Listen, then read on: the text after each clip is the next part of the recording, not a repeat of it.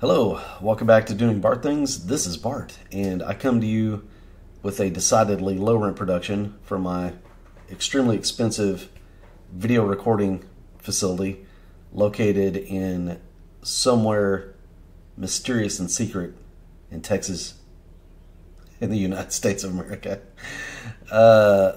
Basically, bringing today this article from Video Cards talking about the RTX 4060. Some leaked details have emerged. We know that we will get a launch on May 24th.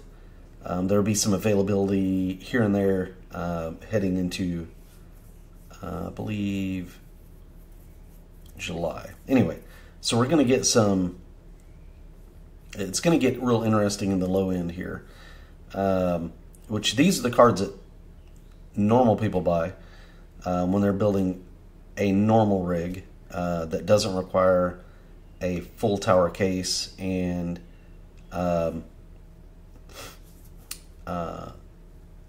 basically a budget to buy your own small island. So you've got the RTX 4060 Ti, which we've gotten some leaks on pricing. So this is less than what I thought it would be. I thought the 8 gig they were going to talk about $499, which I was like, yeah, get out of here with that. It's $399 for the 8 gig. There's a 16 gig that was actually what leaked is going to be the $499 GPU or $500 GPU. So let's think about this for a second. If we come down here, I really appreciate Video Cards puts these little side-by-sides. Nothing has changed. The 4060 Ti 16 gig does not get any more cores. It does not get any more bandwidth. Memory bus. It adds 5 watts of power, which is, that's pretty cool that the extra memory only takes 5 more watts. It's pretty interesting. But what that tells me is they didn't add more chips. They just added a higher capacity chip in place of the ones that were already on there. So they put, like, if it was for 8 gigs, if it was, let's say, 4 2 gigs, they made it 4 gigs. If that makes sense. They didn't add any more chips. They just used higher capacity chips. So what does that mean? Well, it means that the performance of these two are going to be near as makes no difference the same. The only time this card is going to be superior totally is when you run out of this 8 gigabyte VRAM buffer. You're going to want this 16 gig. So if you're playing, off the top of my head, I want to say, is it Hogwarts Legacy? Is that the one that when you turn everything on, you start banging off of an 8 gig, like an 8 gig card starts having issues, I think. There's another game out there and I can't remember the name of it. But anyway, yeah, so certain games, and I would suspect more games going forward in the future are going to use more memory, and thus 8 gigs may not be sufficient. And then, so 16 gigs obviously is more attractive. Interestingly, the 4070 only has 12 gigs. And I think 12 gigs is kind of like a nice, I think these cards should have been, you know, like there should have been an 8 gig version. The 4060 could be 8 gigs, I would say. And I'm guessing it's going to be $299, which is still kind of pricey. But splitting hairs, I think an 8 gig card needs to be just a $200 to $200, maybe $300 card max, which obviously are going to push $300 because if you look at the trend here, $499, $399, so this will be $299, right? But I think this card should have been at least 12 gigs. I think both of these cards should have been 12 gigs. The next step up should have been 16 gigs, and the next step up should have gone up from there. That's what I think. And then, like, I think 16 gigs is generous enough to keep you going for a while. It's going to be a bit before we run into any game that maxes 16 gig. I think you're safe with that from a future standpoint. The problem is today is this also is not enough horsepower, if you will. This is not enough grunt from the bandwidth, throughput, and core situation that it makes a super compelling argument about itself. In all reality,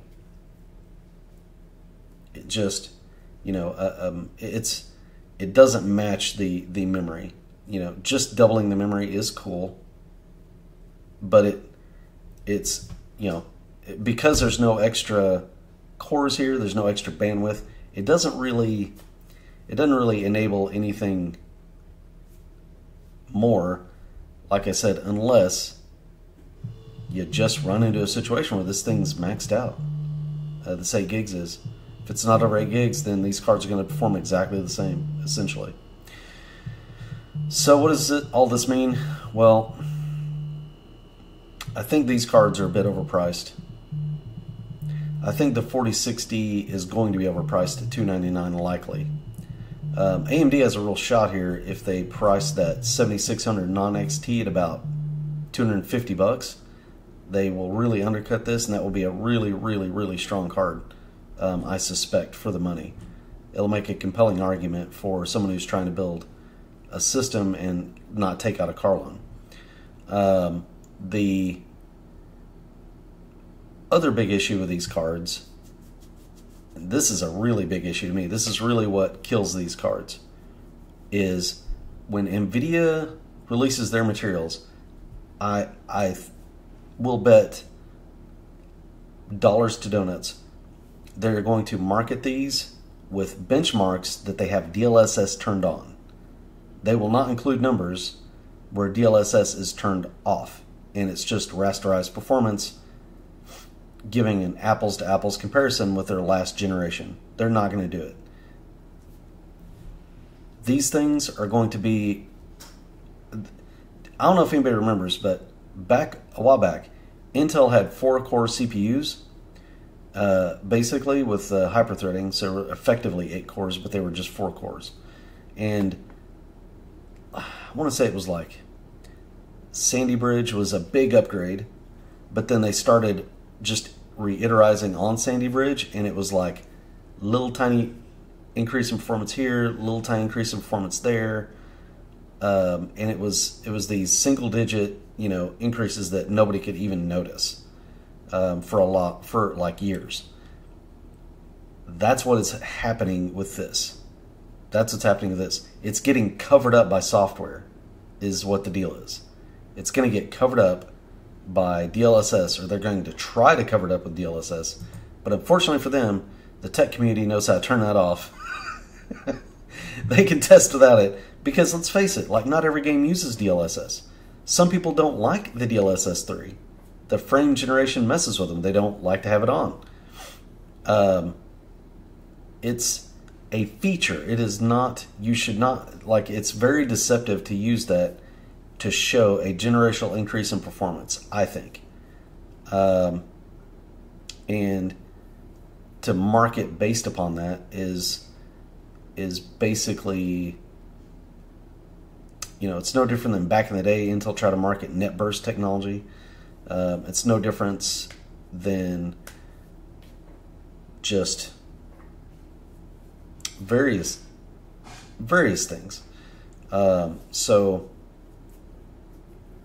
I don't think that's really the way to go. And I think what will happen is it's going to be a really, really tough time to justify the cost of these cards when they take the last gen and compare it to it.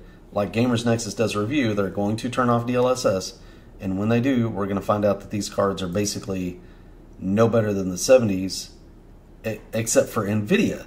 They're better for Nvidia because they charge more, they give you less cores, it's a tiny chip, so they save money, and they actually make more margin. These cards they got to be making enormous margin off these cards now, because these are tiny little dies. And honestly, if they across the board perform better and showed a generational improvement, I wouldn't care. I'd be like, cool, well, they just I mean, they're killing it, right? They're able to get more performance in every scenario with a tinier core, core's not the right word, a tinier chip, so something that is smaller, cheaper to produce, and they're getting more performance, so they're pushing ahead, and they're able to charge a premium for it and get a higher margin. Like, if you give more and you get more, I'm fine with this. They're not giving more here, though. They are artificially locking DLSS in to only the 4000 series, which they could absolutely release it for the 3000 series. Don't let them tell you they couldn't. They absolutely could release frame generation, because I guarantee you what's going to happen is AMD is going to release FSR3. FSR3 will basically just be an open format. It'll probably be in games. You'll select, let's do FSR3, and then hell, I'll be able to use it even though it's AMD's deal. They'll make it open source. I'll be able to use it on this 3080, and that's when you'll see a lot of people regret making the decision to buy these GPUs potentially, because they paid a lot of money. And people won't care. Like, let's be honest. Once you've spent the money, you know, you're gonna go on. It's not like these cards will not render a game. Of course they will. I'm just saying this is really crappy for them to do this.